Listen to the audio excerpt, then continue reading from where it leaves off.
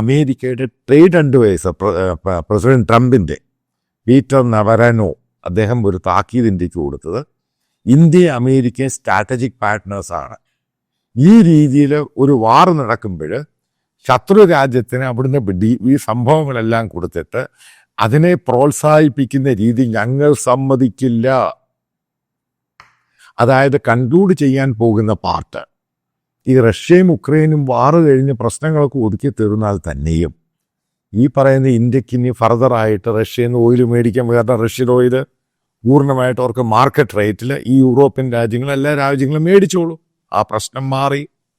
രണ്ടാമത് ഈ റഷ്യ ഇതുമായിട്ട് ബന്ധപ്പെട്ട ടാരിഫ് ഇന്ത്യയുടെ മുകളിൽ ഏർപ്പെടുത്തിയത് അതിന് അമേരിക്ക ചിലപ്പോൾ വീണ്ടും എന്തെങ്കിലും കൊണ്ടുവരും. കാരണം ഈ പറയുന്ന രാജ്യത്ത് സംഭവം നടന്നു കഴിഞ്ഞപ്പോൾ അവിടെ യുദ്ധത്തിൽ ഇത്രയും ആൾക്കാർ മരിക്കുന്നു.